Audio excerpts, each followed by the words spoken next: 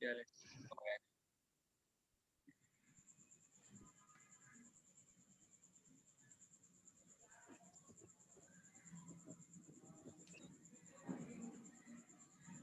جی، آج پھر ہم یہ پوائنٹ پڑھتے ہیں جی، ایلوپیتھی کے متعلق غلط فہمی جو ہماری عوام میں اور ہمارے اپنے طلباء میں پائی جاتی ہے. ہم دیکھتے ہیں ہمارے اپنے بچے جو ہے وہ کہہ رہے ہوتے ہیں کہ نہیں جی ماڈرن میڈیسن تو ہماری جو ہے نا وہ یونانی میڈیسن جو یونانی فلسفی ہے اسی کی آگے، یعنی کہ ماڈرن فارم ہے، یعنی کہ یونانی کو اور ماڈرن کو وہ ایک جیسا سمجھتے ہیں اور وہ کہتے ہیں جی بس یہ ماڈرن ہے اور وہ ابھی پرانی ہے. تو ایسا خیال کرنا کیا ہے بالکل غلط ہے، اور یہ نظریہ حقیقت اور صداقت سے قطعاً خالی ہے کہ ایلوپیتھی جو ہے وہ یونانی طب کی جو ہے ترقی یافتہ صورت ہے یا پروگریسو فارم ہے، بلکہ دونوں میں جی سر. بادل مشرقین ہیں اور دونوں کے قواعد، قانون، نظریات، شکل و صورت اور عمل وغیرہ بالکل جدا جدا اور مختلف ہیں. یعنی کہ ہماری فلسفی کہاں حضرت ادریس کے شاگرد سے شروع ہوتی ہے اور ماڈرن کہاں بیچاری 1780 میں وہ رانا ڈسکارٹس تھا اس سے آگے شروع ہوتی ہے. ہماری تھیوری ہیومرل ٹیمپرامنٹل ہے، ان کی تھیوری جرم تھیوری سے سٹارٹ ہوئی تھی، تو بیس ہی غلط ہے. تو پھر یہ سیم یا ماڈرن یہ یونانی کی ہی آگے ڈرائیوڈ فارم کیسے ہو سکتی ہے؟ یہ کسی زمانے میں ایک نہیں ہوئے اور نہ کبھی ایک ہو سکتے ہیں. اب جو لوگ ان کو ایک سمجھتے ہیں یا ان کو ایک کرنے کی کوشش کرتے ہیں یا آئندہ ایک کرنا چاہتے ہیں، وہ بہت بڑی غلط فہمی میں مبتلا ہیں. وہ مختلف اصول اور نظریات جو ہے وہ ایک نہیں ہو سکتے، دو مختلف راہیں وہ ایک نہیں کہلا سکتی، اور دو مختلف جو مذاہب ہیں وہ ایک نتیجہ پیدا نہیں کر سکتے اگرچہ دونوں کا عمل ایک ہی مقصد کو حاصل کرنا ہو. ان کا مقصد بھی یا وہ بھی یہی چاہتے ہیں کہ ہم بیماریوں کا علاج کریں، انسانوں کی زندگی کا جو لائف سٹائل ہے اس کو بہتر کریں، اور جتنی اچھی سے اچھی دوائی ہو وہ ہم بنائیں اور عوام کو سہولت دیں. ہمارا بھی یہی نظریہ ہے اور ہمارا بھی یہی جو ہے وہ ایک عقیدہ ہے کہ ہم بھی بس عوام کی بھلائی چاہتے ہیں. لیکن پھر بھی جتنا مرضی ہمارا مقصد ایک ہو، پھر بھی جب تک ہماری تھیوری سیم نہیں ہے تو وہ دونوں سسٹم علیحدہ علیحدہ ہیں، دونوں کے طریقہ کار جدا جدا ہیں، تو پھر نتائج بھی الگ الگ ہوں گے. جب ان دونوں طریقہ علاج میں کوئی بات بھی مشترک نہیں ہے تو پھر دونوں ایک جو ہے وہ کس طرح ہوئے اور ایک دوسرے کی ترقی یافتہ صورت اور ارتقائی حالت کیسے ہو سکتی ہے؟ اب ہمارے بچے کیا کرتے ہیں، جب سٹارٹ ہی لیتے ہیں، اب بچے پڑھ کے آئے ہوتے ہیں ایف ایس سی سے، اب ایف ایس سی تک انہوں نے ساری پڑھی ہے جی سائنس، اب آگے وہ آگے ہیں بی ایم ایس میں کیونکہ ایڈمیشن نہیں ملا تھا ان کو کہیں اور. تو اب وہ یہ کرتے ہیں کہ جو سائنس انہوں نے پڑھی تھی اس سائنس کی مدد سے، اس سائنس کی وجہ سے ان کا مائنڈ ویسے ڈیولپ ہوا ہوتا ہے. وہ جب پھر فلسفی پڑھنے پہ آتے ہیں تو ان کو فلسفی کی سمجھ نہیں آتی. وہ جب فلسفی میں ایلیمنٹ یا ارکان پڑھتے ہیں تو وہ کہتے ہیں نہیں جی یہ تو غلط ہے، ہم نے تو ایلیمنٹ پڑھے ہیں آکسیجن، کاربن، نائٹروجن، یہ ایلیمنٹ فائر، ایئر، واٹر آ رہا ہے، تو یہ کیا چیز ہے؟ یعنی کہ وہ پھر کہتے ہیں ٹیچرز کو بھی ایون کہ نہیں پتا. ہمارے یہ المیہ ہے کہ ٹیچر بھی بس وہ بچوں کو تسلی لالی پاپ دیتے ہیں جی کہ یہ کوئی نہیں، یہ ماڈرن ایئر سے جو ہے نا وہ ایئر سے ہی آکسیجن، نائٹروجن یہ بنے ہیں، تو یہ ماڈرن فارم ہے، وہ پرانی فارم ہے. تو یہ بڑی ہی غلط جو ہے وہ فہمی ہے کہ ہمارے بچے سٹارٹ سے ہی جو ہے وہ غلط سمجھنا شروع کر دیتے ہیں، سٹارٹ سے ہی وہ کمپیریزن کر کے پڑھتے ہیں. تو ہمارا ایک اپنا علیحدہ سسٹم ہے اور ان کا اپنا ایک علیحدہ سسٹم ہے، ٹھیک ہے. ہم ابھی ان کو کرٹیسائز نہیں کر رہے کہ وہ غلط ہیں، وہ یہ ہیں وہ ہیں، ہم جسٹ ابھی یہ بات کر رہے ہیں کہ یہ دونوں سیم نہیں ہیں، ہماری بیس ہی سیم نہیں ہے، تو پھر آگے پریکٹیکل سیم کیسے ہوگا؟ اب اس امر میں شک نہیں کہ طب یونانی میں یا یورپی طب دونوں لے لیں، دونوں طریق کا نام جو ہے وہ علاج بالضد ہے. یعنی دونوں میں ہم ٹریٹمنٹ جو ہمارا میتھڈ ہے وہ یہی ہے، علاج بالضد. یعنی ہر مرض کا، ہر حالت کا اور ہر علامت کا علاج اس کی ضد سے کیا جائے، اس کے اپوزٹ سے کیا جائے، یا پھر زمان و مکان کی ترقیات کو نظر انداز کرنے سے دونوں کی ایک ہی شکل نظر آتی ہے. تاریخ بھی جو ہے وہ بظاہر دونوں کا ایک ہونا ظاہر کرتی ہے، لیکن جب ہم تاریخ طب کا محققانہ تحقیق والا مطالعہ کرتے ہیں تو پھر یہ تمام مغالطے دور ہو جاتے ہیں،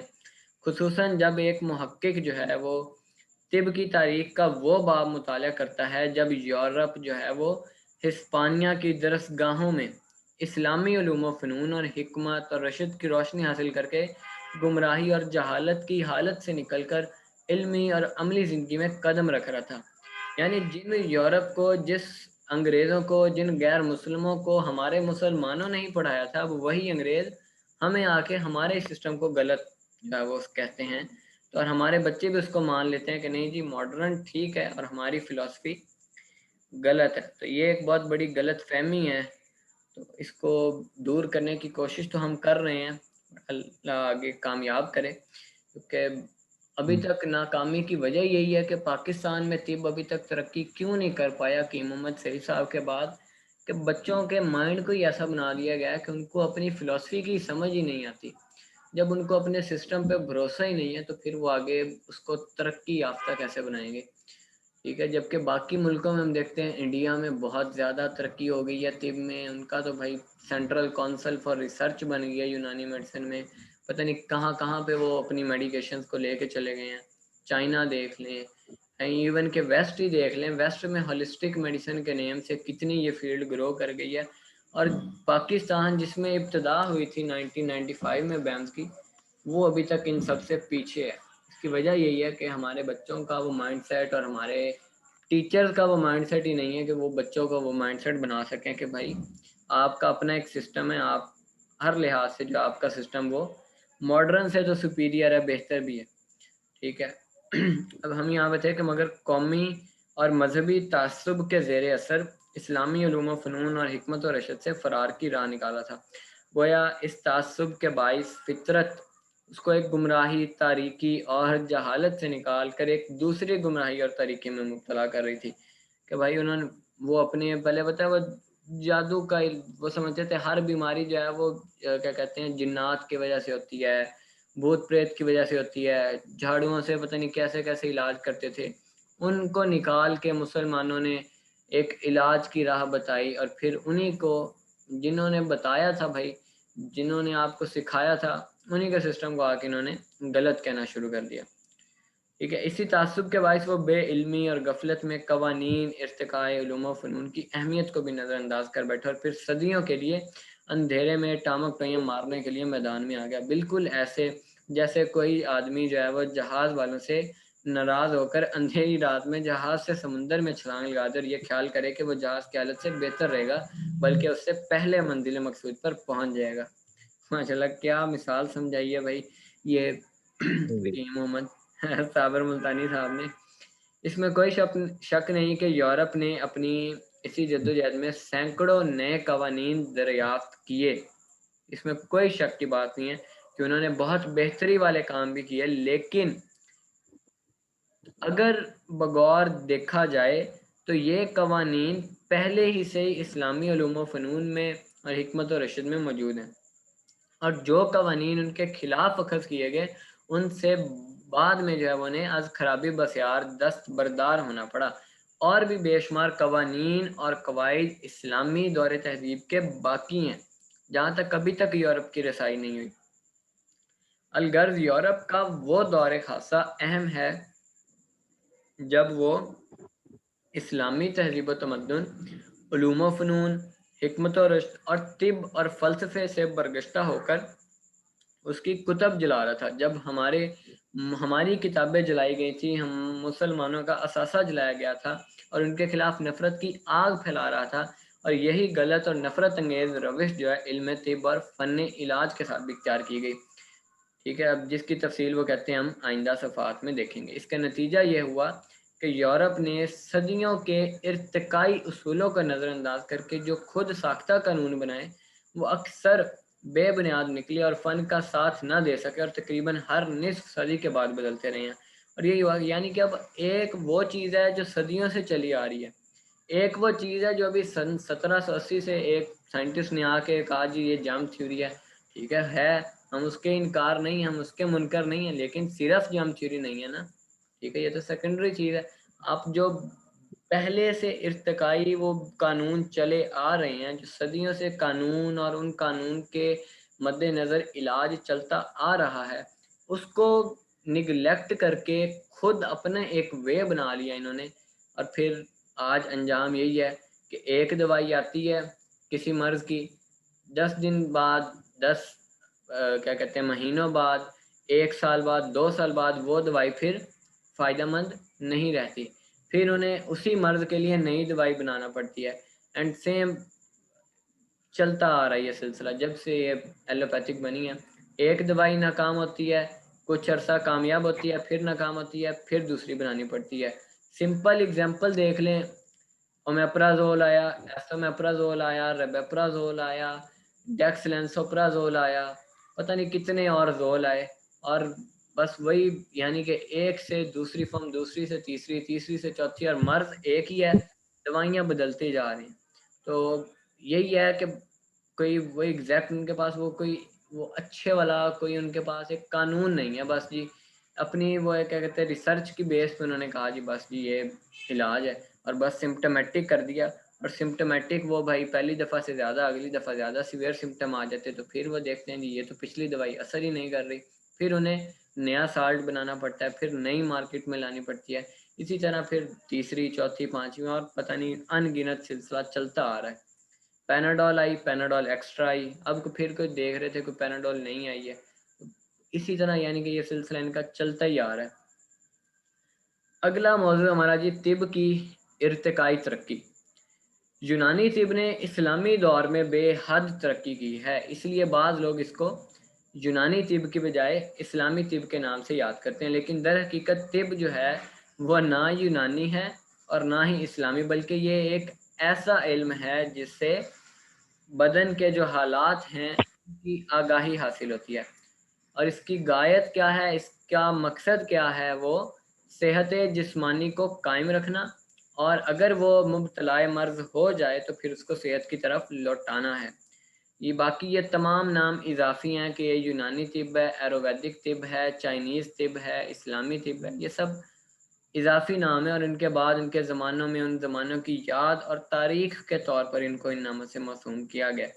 ہر نام اپنے اندر مختلف اصول رکھتا ہے، اس لیے ان کو طب یونانی، طب یورپی، طب ہندی وغیرہ کے بجائے یونانی طب کے اصول، یورپی طب کے اصول اور ہندی طب کے اصول کی صورت میں جانا چاہیے، لیکن اس امر کو ہمیشہ ملحوظ رکھا جائے کہ علم طب ایک واحد علم ہے، اور اس کا موضوع صرف زندہ جسم ہے، ٹھیک ہے، جسم میں انسان کے ساتھ حیوانات بھی شامل ہیں، نباتات بھی شامل ہیں، اور اس کا مقصد کیا ہے طب کا کہ صحت کی حفاظت کی جائے، اور اگر بیماری ہے تو پھر اس کا علاج کر کے اس کو واپس صحت کی طرف لوٹایا جائے۔ البتہ مختلف عزم و ادوار میں اس کی غایت کو زیادہ نفع بخش بنانے کے لیے اس کے اصولوں اور قوانین میں تدوین اور اضافہ، تحقیق و تجدید اور ترمیم و تنسیق ہوتی رہی، یعنی کہ یہ نہیں کہ جو ہمیشہ سے چلا آ رہا وہی ہوا، ٹھیک ہے۔ ایروویدک دور میں 5 ارکان اور اسی طرح آگے اور بھی فلسفے انٹروڈیوس ہوئے، تو فلسفے اور انٹروڈیوس ہوتے رہے ہیں، لیکن بیس وہی رہی ہے ہیومرز کی، ٹیمپرامنٹ کی، یعنی وہ ایک لائن سے ہٹے نہیں ہیں، لیکن ایلوپیتھک لائن سے ہٹ گئی، اور جس کا جو خمیازہ ہے وہ آج پوری دنیا بھگت رہی ہے، ٹھیک ہے۔ اور علاج البتہ یہ ہو گیا جی، لیکن مقصد یہی رہا کہ صحت اور طاقت اور جوانی بلکہ زندگی کو ہمیشہ قائم رکھا جائے۔ ہر زمانے اور دور کے اصولوں اور طریقے علاج کا ایک مختلف نام بڑھ گیا، اس لیے جب ہم کہتے ہیں طب یونانی یا ہندی طب یا یورپی طب، تو ہمارا مقصد ان کے اصول اور ان کے جو طریقے ہیں ان کا بیان کرنا ہوتا ہے، لیکن اس سے یہ نہ سمجھا جائے کہ علم طب ہی جدا جدا ہیں یا ان کا موضوع اور غایت مختلف ہیں، چاہے وہ ہندی طب ہو، چاہے یونانی ہو، چاہے اسلامی ہو، ٹھیک ہے، ان کا موضوع بھی وہی ہے، ان کا پرپس بھی وہی ہے، ان کا علم بھی وہی ہے، لیکن یورپی طب ان سب سے ڈیفرنٹ ہے۔ اس کی مثال بالکل ایسی ہے جیسے مذاہب کے ہر زمانے اور دور میں جدا جدا اصول اور قوانین لے کر پیدا ہوئے، لیکن ان سب کا مقصد ایک ہی ہے کہ انسان اس دنیا میں بہتر جو ہے طریقے پر زندگی گزارے تاکہ موت کے بعد نجات ہو۔ جس مذہب کے اصول عقل اور فطرت کے مطابق ہوں گے اس میں زندگی کی خوشحالی اور نجات کا تعین تسلی بخش ہوگا۔ سیم لائک بالکل یہی اصول اور طریقہ کار ہر طب میں اور ہر طریقہ علاج میں پایا جاتا ہے کہ جس طب میں اور جس طریقہ علاج کے جو قاعدے ہیں، قوانین ہیں، اصول فطرت ہیں، وہ عقل کے مطابق ہوں یا زیادہ قریب ہوں، وہی طریقہ علاج جو ہے وہ دوسرے طبوں سے، دوسرے ہیلتھ کیئر سسٹم سے بہتر اور افضل ہے، ٹھیک ہے۔ اور ایسا نہیں ہونا چاہیے سسٹم کہ جو ایک عام انسان سے لے کر ذہین آدمی تک یعنی کہ قابل قبول ہو سکے، ایسا سسٹم ہونا چاہیے، نہ کہ ایسا کہ نہ تو اسے عام بندہ سمجھ سکے اور ذہین بندے کو بھی اس کی سمجھ نہ آئے کہ یہ کیا ہے، ابھی یہ پچھلی بیماری کی یہ تو دوائی بنائی تھی اور اب پھر یہ فلاپ ہوگی، اب پھر نہیں بنانی پڑے گی، تو یہ بالکل ایک غلط سسٹم ہے۔ اب ایلوپیتھی کی ابتدا دیکھتے ہیں جی۔ اب یہ ایلوپیتھی کے ایک فزیشین ہے کرنل بھولا ناتھ، یہ اپنی کتاب علم و عمل کے صفحہ نمبر جو ہے وہ اب کہہ لیں 200 نہیں 21 پر تحریر کرتے ہیں، 61 پر تحریر کرتے ہیں، اہل عرب کی علمی ترقی کا سورج جس کی شعاعوں نے فرنگستان کے دارالعلوموں کو کئی صدیوں تک منور رکھا، ہسپانیہ کے یعنی اسپین کے زوال کے ساتھ غروب ہوتا ہے۔ اسپین کے عیسائیوں کا جب عربوں اور موروں کے ساتھ میل جول ہونے لگا اور انہوں نے مشرقی تہذیب اور ترقی کو دیکھا تو ان کے دل میں بھی تحصیل علم کا شوق پیدا ہوا کہ ہم بھی علم حاصل کریں، ہم بھی آگے نکلیں۔ آگے چل کر وہ لکھتے ہیں کہ مقام ملا تو جنوبی اٹلی میں پادریوں نے جو ہے وہ ایک یونیورسٹی بنائی تھی جس میں طب جو ہے وہ جزوی طور پر سکھائی جاتی تھی، مگر علاج کا جو دار و مدار ہے وہ ابھی تک پرانے اصولوں اور طریقوں پر ہوتا تھا، یعنی کہ اسلامی طب کے اصولوں پر ہوتا تھا، ٹھیک ہے۔ اور آگے سن 1300 میں مان پیسلر میں ایک شفا خانہ قائم کیا گیا جہاں پر بیماریوں کی علامات کا مشاہدہ ہوا، یعنی ان کی پراپر ریسرچ ہوئی، اور پھر